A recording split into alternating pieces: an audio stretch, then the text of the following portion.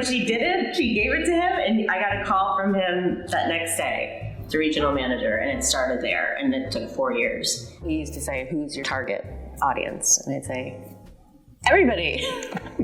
It's coffee. We'd have the founder of Marc Jacobs come up, and getting his latte, and then, Amtrak dudes coming, and it's everybody drinks coffee. I'm Samantha Sapienza. I grew up in New York City and then moved out west, outside Seattle for 15 years, where I was married and had my 3 boys. I was a stay-at-home mom, which is what I always wanted to be, and raised my boys. And while I was doing that, I became a photographer and did that part-time as my boys got older. My name is Patrick Madden. I ended up wandering into advertising for about 20 years in San Francisco, a little bit in New York, Dallas. Ended up moving to Brooklyn for a little bit, Rhinebeck, met Sam. Now I steam milk. We're partners in love and in business. So I started Java myself, and then we met through Java. I remember the first time that I walked up to the initial coffee shop, and I was just like, my God, with all the background that I had, do you know what you've created here? It was just like awesome. When I would come and visit Sam, I would get a macchiato.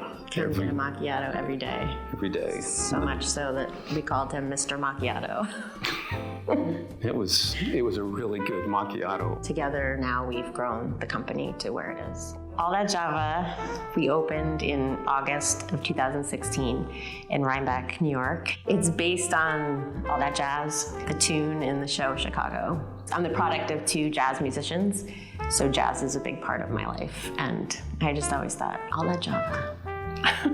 These coffee houses are everywhere, and so it just became a part of my life as well as everyone's life out there on the West Coast. And so when I would come back to visit my mom and my family here on the East Coast, I would notice the void.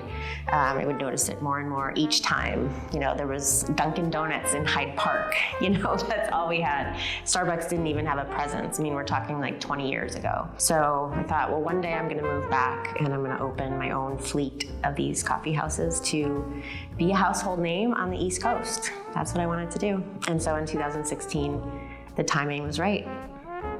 All of the coffee shops out west, there are these tiny little things. Most of them are drive-throughs, and Sam copied that model. There's never going to be any tables or chairs or couches for people to sit around for hours. There's just a lot of moms. There's a lot of kids going to Bard, kids going to Marist. It was something that group of people were looking for.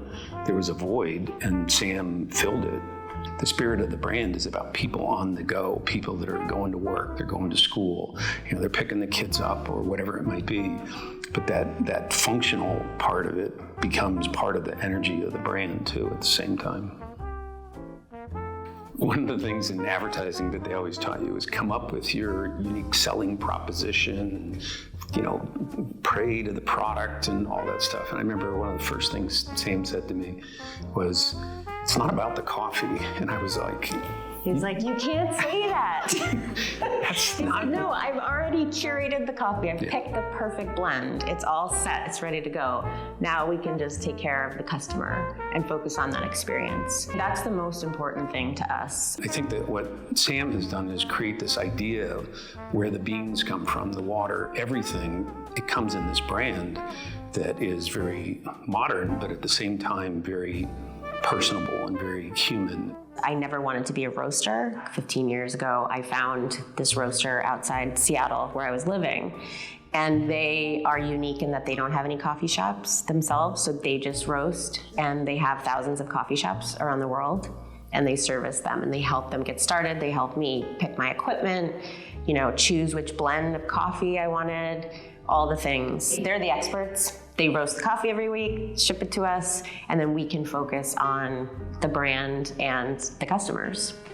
I built Java on an 8x12 trailer. I wasn't going to buy land, so I was going to be renting an outside space. I wanted to protect myself so that if this idea didn't work or this location didn't work, that I would have a plan B. I always like to have a plan B. And so I thought, well, I'm gonna build it on a trailer so that if I need to move it to another location for any reason, I can do that. For the longest time, it was gonna be like your typical kind of mom and pop ice cream shack where the roof is tipped this way. And at the last moment, I said, no, we're gonna make it this way, kind of like aerodynamic, where you're towing it, the roof is like this. Another thing that Sam figured out was that when she was going to be in that tiny little 8-foot by 12-foot shop, she wasn't going to be plumbed in. And we use 5-gallon jugs of Poland Springs water, at all of our locations. And what that does is it makes for a great tasting cup of coffee. If coffee is 97% water, why not pick the best water you can? 98, sorry. And then the other thing it does is that it means that if you get a latte in Kingston, it's going to taste the exact same as it does in Rhinebeck or Tivoli or Millbrook. We have 4 All That Java locations now. It's been 6.5 years. We're in Rhinebeck, our flagship store. We're in Tivoli, in a tiny coffee house. It's actually the original one that started in Rhinebeck. We're in Kingston, inside the Hannaford supermarket on Ulster Avenue. And then we're in Millbrook, in another tiny coffee house, trapezoidal unit. We've opened those 4 locations over 6 years. 3 of them were built in 9 months during the pandemic. Sam was managing all 4 locations, and that was, in addition to raising 3 boys. It's like, are you kidding me? How do you do all that?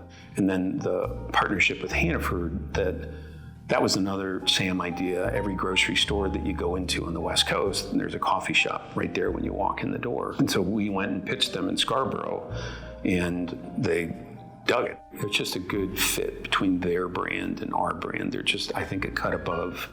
We have so much opportunity to grow. Hannaford took 4 years. They built it out in 4 days, and we literally moved in 4 hours and opened, because this just all gets rolled in, all the equipment. We want to just blow it up. One of the biggest challenges is we can't do it all. We want to do it all. People want us to put a Java here, and people want us to put a Java there. We have an awesome team. That's really important to us. They're like our family. We have fun. We love it. I mean, I love being a barista every day. We want to go back to our franchising and get that launched. I think that's going to be really great. I have so many women who want to switch careers and say, I've always wanted to have my own coffee shop. I've been a nurse for 25 years. I'd love to open a coffee shop in my town. And I think that's so strong and important and just valuable. And then just expand with our company stores and then expand with Hannaford. It is 100% women owned by me, but like I said, Patrick and I met through Java, and we've grown the business to be where it is today. I mean, I couldn't do it without him, and he couldn't do it without me. We're really blessed to be a great team.